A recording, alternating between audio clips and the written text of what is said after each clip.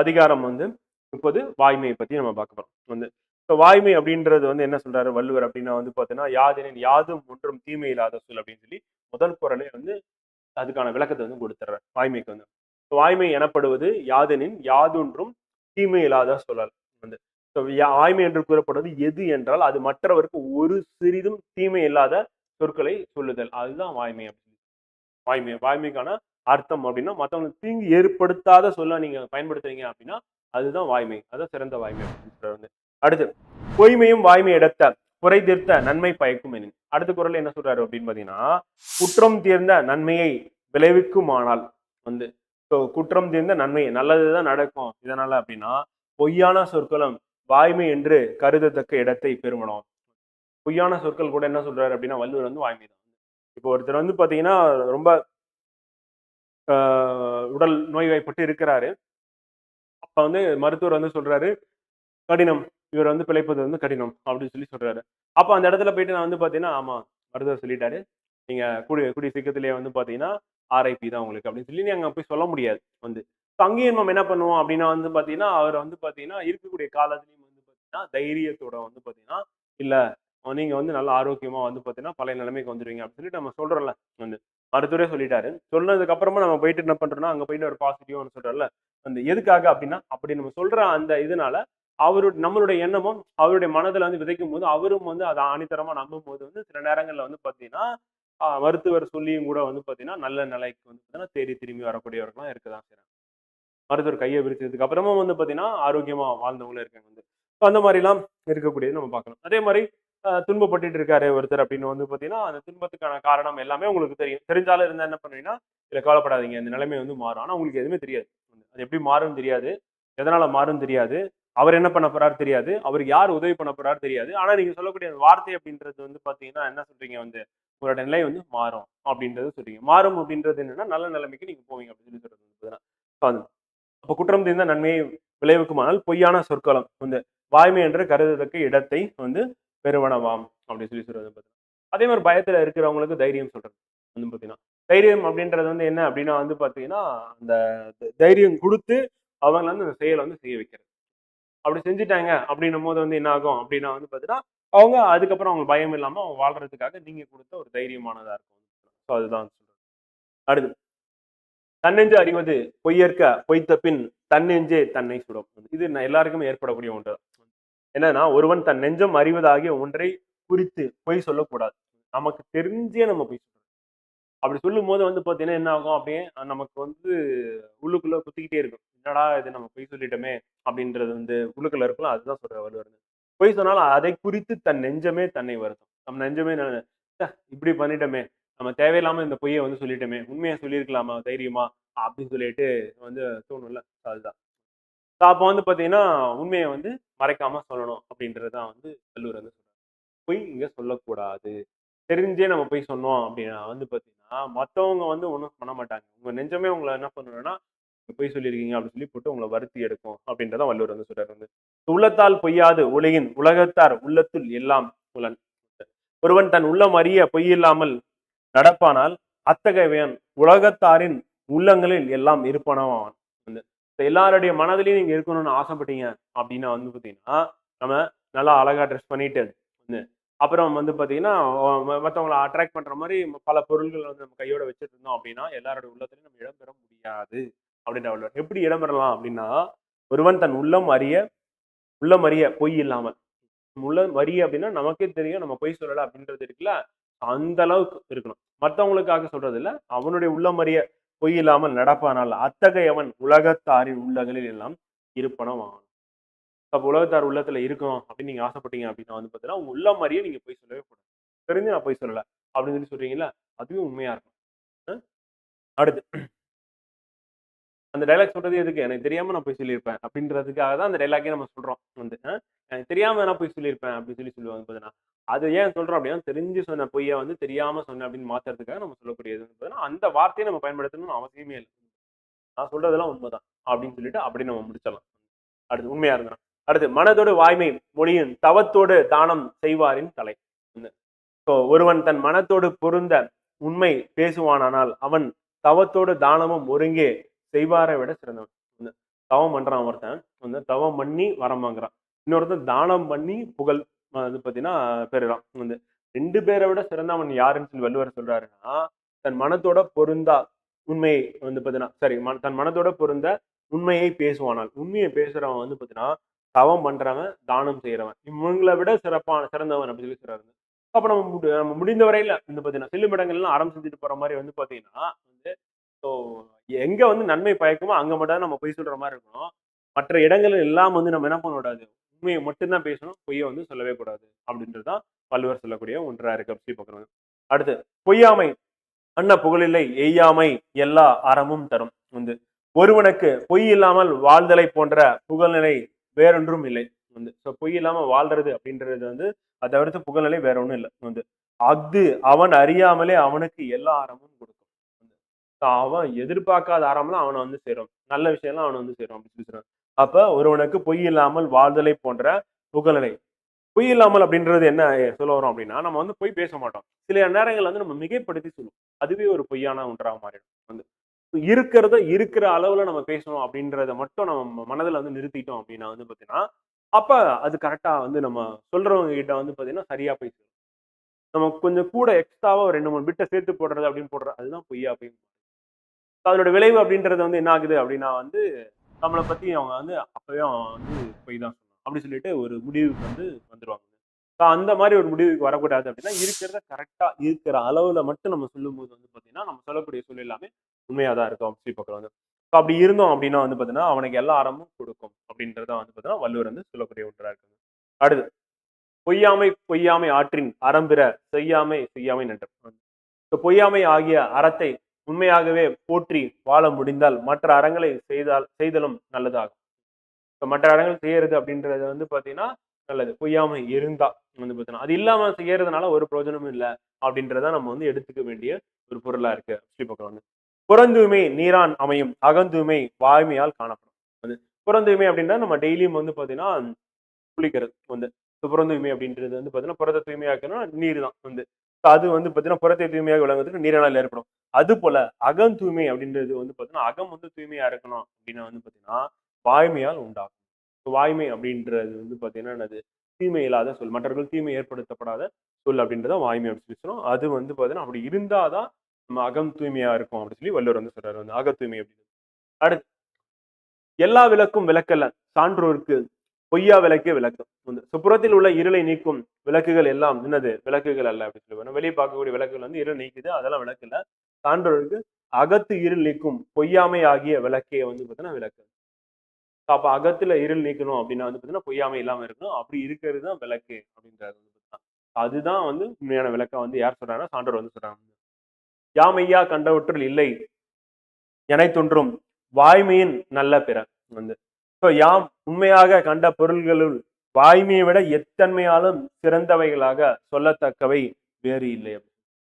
இருக்கிறதுலே வந்து பாத்தீங்கன்னா சிறந்தவை அப்படி சொல்லி யார் எதை சொல்றாருன்னா வள்ளுவர் வந்து பாத்தீங்கன்னா உண்மையாக கண்ட பொருள் எல்லா பொருளிலும் சிறந்த பொருள் அப்படின்றது எதை சொல்றாருன்னா வள்ளுவர் வந்து பாத்தீங்கன்னா வாய்மை. இதுல இருந்து நம்ம என்ன பண்றோம் வள்ளுவர் நமக்கு சொல்லக்கூடிய விஷயம் என்ன அப்படின்னா வாய்மையுடன் இருக்கிறது வந்து அந்த உண்மையா இருக்கிறது அப்படின்றது வந்து பாத்தீங்கன்னா நமக்கு எல்லா அறத்தையும் கொடுக்கும். வந்து உலகத்தார் மக்கள் மனதுல வந்து நம்ம இடம்பெறவும் செய்வோம். வந்து அதே மாதிரி வந்து பாத்தீங்கன்னா நம்ம மற்றவர்களுக்கு வந்து தீமை இல்லாத சொற்களை வந்து நம்ம பயன்படுத்தக்கூடிய நபரா வந்து நம்ம வந்து மாறிடும். அப்படி இருக்கிறது அப்படின்றது வந்து அவசியம் சொல்லி வள்ளுவர் வந்து சொல்றாரு. அதை விட சிறந்தது வேற எதுவுமே இல்லை அப்படின்னு சொல்லி வள்ளுவர் வந்து சொல்லி முடிக்கிறார் வந்து வாய்மை அப்படின்றதுல. அடுத்த குறள் வந்து காலமறியாது. இது ரொம்ப ரொம்ப அவசியம் நம்ம எக்ஸாம் பாயிண்ட் ஆஃப் வியூல வந்து வள்ளுவர் என்ன சொல்றாரு பார்ப்போம். பகல் வெல்லும் காக்கை குகையை காக்கை இகல் வெல்லும் வேந்தார்க்கு வேண்டும் பொழுது. வேந்தனுக்கு அரசனுக்கு வந்து சொல்றாரு என்ன சொல்றாருன்னா கோட்டான் வந்து பெருசு வந்து அதை வந்து பாத்தீங்கன்னா காக்கை தன்னை விட வலிய கோட்டானை வந்து பாத்தீங்கன்னா வந்து பகலில் வென்றுவிடும். ஏன்னா அது இரவுல தான் வந்து பாத்தீங்கன்னா அதுக்கு கண்ணு நல்லா தெரியும். அப்ப மற்ற விலங்குகள் வந்து வேட்டையாடக்கூடியது வந்து அதே பகல் அப்படின்னும் போது வந்து பாத்தீங்கன்னா சரியா கண்ணு தெரியாது. அப்போ வந்து பாத்தீங்கன்னா காக்கையால வெல்ல முடியும். அது போல் பகையை வெல்ல கருதும் அரசுக்கு அதற்கு ஏற்ற காலம் ஏற்ற காலம் வரை காத்து இருக்கணும் அப்படின்னு சொல்லி வள்ளுவர் வந்து சொல்றாரு. அவசரப்படக்கூடாது. அவசரப்பட்டு நம்ம என்ன பண்ணணும் பகைவனை வந்து வெல்லணும் அப்படின்னு நினைச்சோம் அப்படின்னா வந்து தோல்விதான் கொஞ்சம் வந்து அப்ப ஏற்ற காலம் அப்படின்னு தக்க காலம் வரும்போது வந்து பாத்தீங்கன்னா அவன் பலமீனம் அடையணும் வந்து நம்மளுடைய பகையாளி வந்து பாத்தீங்கன்னா நம்ம பலமா இருக்கணும். அப்போ அந்த பலத்தை பலத்தோட நம்ம போய் தாக்கும் பொழுது வந்து பாத்தீங்கன்னா அவனை வெற்றி அடைஞ்சிடலாம் அப்படின்னு சொல்லி வள்ளுவர் வந்து. அப்ப காலம் அப்படின்றது அவசியம். எந்த காலத்துல நம்ம போர் செய்யணும் அப்படின்றது வந்து வள்ளுவர் வந்து குறிப்பிட்டு சொல்றாரு. பருவத்தோடு ஒட்ட உலகம் திருவினை தீராமை ஆர்க்கும் கயிறும் வந்து காலத்தோடு பொருந்துமாறு ஆராய்ந்து நடத்தல் வந்து நில்லாத இயல்புடைய வந்து செல்வத்தை நீங்காமல் நிற்குமாறு கட்டும் கயிறாகும். செல்வத்தை போட்டு கட்டக்கூடிய கயிறு அது வந்து பாத்தீங்கன்னா என்னது, நம்மளை நீங்காம இருக்கணும் அப்படின்னு நினைச்சோம் அப்படின்னா வந்து பாத்தீங்கன்னா காலத்தோடு பொருந்துமாறு ஆராய்ந்து நடத்தல் வந்து காலத்தோடு பொருந்து ஆராய்ந்து நடத்தல். அதுக்கு தகுந்த மாதிரி நம்ம நடக்கணும், காலத்துக்கு தகுந்த மாதிரி நம்ம நடக்கணும் வந்து. நம்ம இஷ்டத்துக்கு வந்து நம்ம வந்து நடக்கக்கூடாது. அப்படி நடந்தோம் அப்படின்னா என்னன்னா நம்ம இருக்க செல்வம் நம்ம விட்டு விலகி போயிடும் அப்படின்னு. அப்ப நடக்கிறது அப்படின்னா நம்ம தொழில் புரியதா இருக்கட்டும், நம்மளுடைய கல்வியா இருக்கட்டும் வந்து.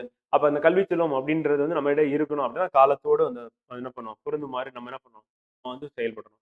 இப்ப டிஎம்சி கேலண்டர் அப்படின்றது வந்து ரிலீஸ் பண்ண போறாங்க December 15.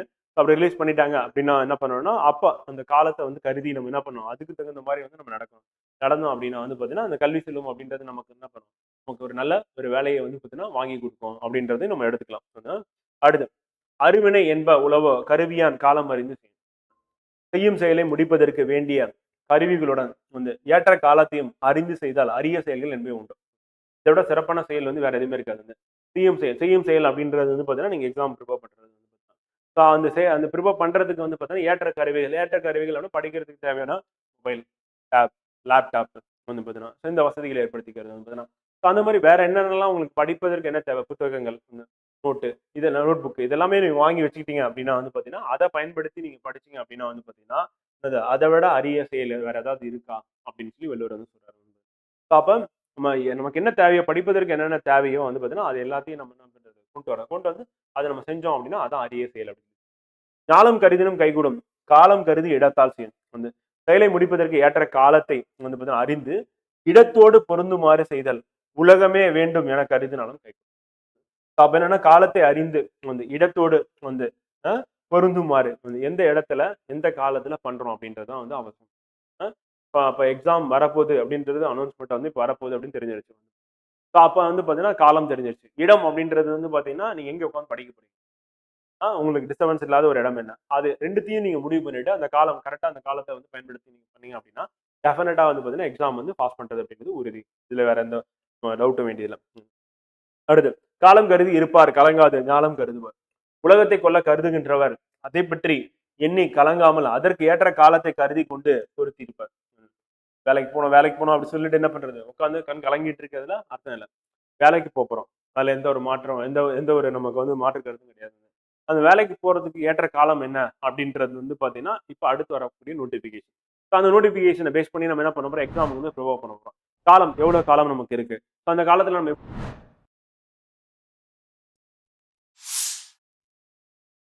நம்ம வேஸ்ட் பண்ணாம ப்ராப்பரா அதுக்கு வந்து பாத்தீங்கன்னா நம்ம டைம் வந்து நம்ம வந்து யூஸ் பண்ணி நம்ம எக்ஸாமுக்கு தயாரானோம் அப்படின்னா டெஃபினட்டா வந்து என்ன பண்ணணும், நம்ம கலங்க வேண்டிய அவசியமே கிடையாது.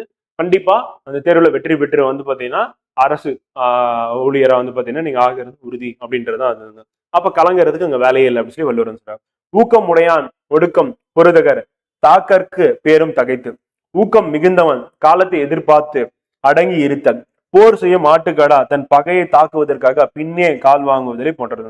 ஊக்கம் மிகுந்தவன் என்ன பண்ணுவான் அப்படின்னா அடங்கி இருத்தல், அமைதியா இருப்பான். என்னன்னா வந்து போர் செய்யும் ஆட்டுக்கடா மாதிரி வந்து பின் வாங்குறது மாதிரி அமைதியா உட்காந்து அவன் பாட்டுக்கு அவன் எக்ஸாமுக்கு ப்ரிப்பரேஷன் பண்ணிட்டே இருப்பான். எந்த ஒரு இதுவும் தெரியாது வந்து பாத்தீங்கன்னா படிக்கிறது, ரிவைஸ் பண்றது, டெஸ்ட் ப்ராக்டிஸ் பண்றது, படிக்கிறது, ரிவைஸ் பண்ணி டெஸ்ட் பண்ணி இப்படியே தொடர்ந்து பண்ணிட்டே இருப்பான். சைலண்டா இருப்பான். வந்து ஒரு ஆரவாரமும் இருக்காது வந்து. ஏன்னா அவனுடைய பணியில வந்து பாத்தீங்கன்னா அவன் போக்கஸ்டா இருக்கான். அப்படி அவன் போக்கஸ்டா இருக்கும் போது வந்து அவனுக்கு டிஸ்ட்ராக்ஷனே இருக்க போறது இல்லை.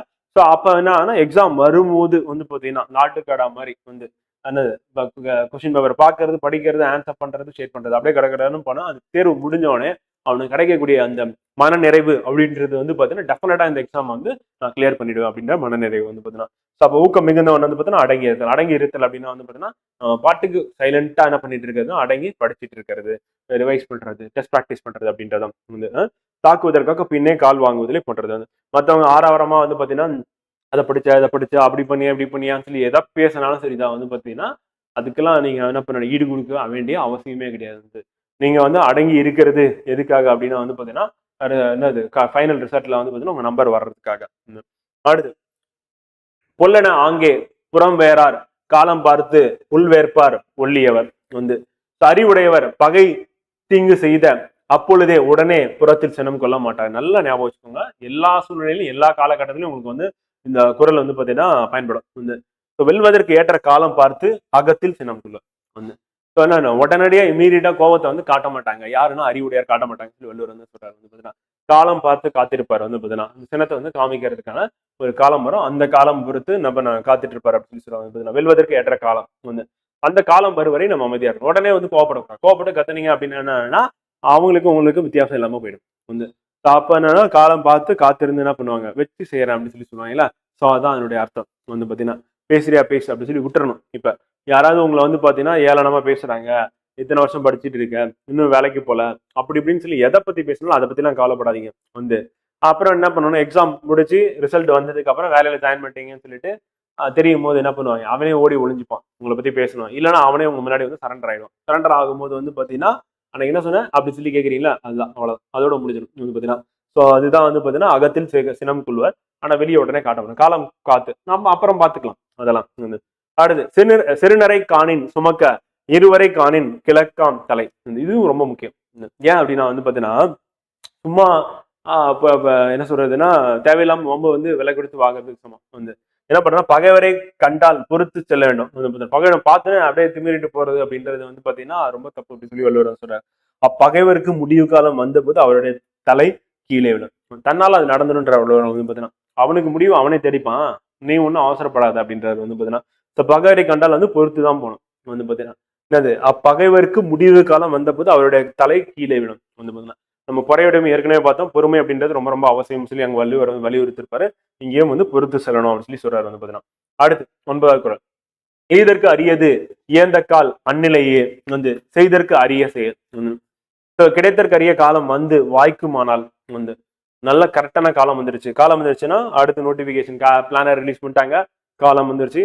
காலத்துல வந்து சிறப்பா நம்ம வந்து படிக்க போறோம். படிச்சுட்டு என்ன பண்ணுவோம், அந்த வாய்ப்பை பயன்படுத்தி கொண்டு அப்போதே செய்தற்கரிய செயல்களை செய்யணும். அப்படி செஞ்சோம் அப்படின்னா வந்து பாத்தீங்கன்னா அடுத்த குறள் என்னன்னா கொக்கொக்க கூமும் பருவத்து மற்ற அதன் குத்தொக்க சீர்த்த இடத்து. இதுல என்ன சொல்றாரு அப்படின்னா வந்து பாத்தீங்கன்னா செயல் என்னன்னா பொறுத்து இருக்கும் காலத்தில் கொக்கு போல் அமைதியாக இருக்கணும், அமைதியா படிச்சுட்டே இருக்கணும். வந்து காலம் வாய்த்த போது அதன் குத்து போல் தவறாமல் செய்து முடிக்கணும். வந்து அது குத்து போல மீன் எப்படி பிடிக்குது அந்த மாதிரி வந்து பாத்தீங்கன்னா எக்ஸாம் டே அன்னைக்கு வந்து பாத்தீங்கன்னா என்ன பண்றோம், நம்ம வந்து சிறப்பா வந்து பாத்தீங்கன்னா ஆன்சர் பண்றோம். வந்து ஸோ அதுதான் வந்து பாத்தீங்கன்னா வள்ளுவர் வந்து சொல்றாரு. வந்து பாத்தீங்கன்னா